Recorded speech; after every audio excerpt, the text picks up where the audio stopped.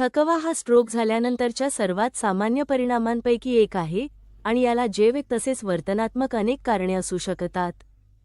आणि परिणामी स्ट्रोक झाल्यानंतर तो खरोखरच अनेक वर्षे टिकू शकतो. पण जरी तो सामान्य असला तरी उपचार आणि पुनर्वसनाच्या वेळी डॉक्टर, फिजिओ आणि ओटींनी तो अनेकदा दुर्लक्षित केला जातो. स्ट्रोकनंतर थकवा व्यवस्थापित करण्याच्या दृष्टीने तुम्हाला 6 ई लक्षात ठेवणे आवश्यक आहे. पहिला म्हणजे शिक्षण. तुमच्या स्वतःच्या थकव्याबद्दल शिका. तुमच्या क्रियाकलापांचा आणि ऊर्जा पातळीचा दैनिक डायरी ठेवा आणि ते तुम्हाला तुमची ऊर्जा पातळी कशी सर्वोत्तम वापरायची हे सांगेल. उदाहरणार्थ, बहुतेक लोकांना सकाळी सर्वाधिक ऊर्जा असते, त्यामुळे तुम्ही क्रियाकलाप करणार असाल तर त्यांची योजना करा जेव्हा तुमच्याकडे ऊर्जा असेल. लोकांना आढळणारा दुसरा सामान्य नमुना म्हणजे त्यांना वाटते की त्यांच्याकडे खूप ऊर्जा आहे, त्यामुळे ते एकाच वेळी खूप काही करतात आणि नंतर त्यांना बरे होण्यासाठी 3 किंवा 4 दिवस लागतात.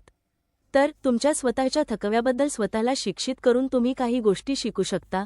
दुसरा ई म्हणजे ऊर्जा संवर्धन. योजना करून शक्य तितकी ऊर्जा राखण्याचा प्रयत्न करा. त्यामुळे तुमच्याकडे क्रियाकलाप असतील तर त्यांची योजना करा जेव्हा तुम्हाला ते करण्यासाठी ऊर्जा असेल.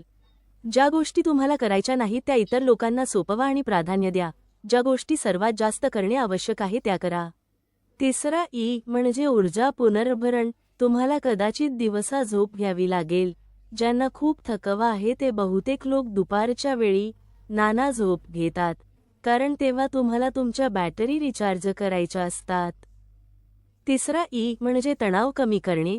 तणाव तुमच्यातील ऊर्जा शोषून घेईल, त्यामुळे तणाव हाताळण्यासाठी धोरणे शिका आणि तणावपूर्ण परिस्थिती टाळा.